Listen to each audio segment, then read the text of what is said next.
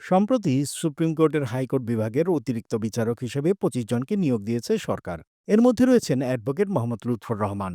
সম্পর্কে তিনি জাতীয় নাগরিক পার্টি এনসিপির উত্তরাঞ্চলের মুখ্য সংগঠক সার্জিস আলমের শ্বশুর। এর আগে তিনি ডেপুটি অ্যাটর্নি জেনারেল হিসেবে দায়িত্ব পালন করে আসছিলেন। মঙ্গলবার ২৬ আগস্ট বাকি ২৪ জন বিচারকের সঙ্গে তিনিও শপথ নিয়েছেন। সার্জিসের শ্বশুর বিচারক হিসেবে নিয়োগ পেয়েছেন, এই খবর ছড়িয়ে পড়তেই সামাজিক যোগাযোগ মাধ্যমে তা শেয়ার করতে শুরু করেন অনেকেই। এ নিয়ে ফেসবুকে একটা পোস্ট দেন আল জাজিরার সাংবাদিক জুলকারনায়ন সায়ের। সেই পোস্টের নিচে কমেন্ট করেছেন সার্জিস আলম।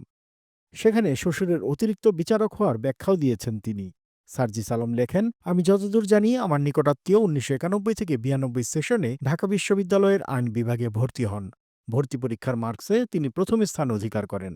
এসএসসি এবং এইচএসসির রেজাল্ট সহ প্রাপ্ত নম্বরের ভিত্তিতে ওই সেশনে বিশ্ববিদ্যালয়ে ভর্তি পরীক্ষায় খ ইউনিটে ১৯তম স্থান অর্জন করে তিনি ঢাকা বিশ্ববিদ্যালয়ের আইন বিভাগে ভর্তি হন। আইন বিভাগ থেকে এলএলবি ও এলএলএম শেষ করে ১৯৯৮ সালে তিনি বার কাউন্সিলের পরীক্ষায় উত্তীর্ণ হয়ে আইনজীবী হিসেবে কর্মজীবন শুরু করেন। সার্জিস জানান, ২০০৬ সালে তিনি সুপ্রিম কোর্টে আইন পেশায় নিয়োজিত হন। বর্তমানে তিনি সুপ্রিম কোর্টে হাইকোর্ট বিভাগ এবং আপিল বিভাগ উভয় বিভাগে আইনজীবী হিসেবে দায়িত্ব পালন করছেন। আমার সঙ্গে পারিবারিক সম্পর্কের পূর্ব থেকেই তিনি বাংলাদেশের ডেপুটি অ্যাটর্নি জেনারেল হিসেবে দায়িত্ব পালন করছেন। সার্জিসের দাবি, তার শ্বশুরের শতাধিক জুনিয়র সুপ্রিম কোর্ট ও নিম্ন আদালতে আইন পেশায় প্রতিষ্ঠিত। তাছাড়া তিনি নবগঠিত সুপ্রিম জুডিশিয়াল অ্যাপয়েন্টমেন্ট কাউন্সিল কর্তৃক সব যোগ্যতার শর্ত পূরণ করে যাবতীয় বাছাইয়ে উত্তীর্ণ হয়ে এই সম্মান অর্জন করেছেন।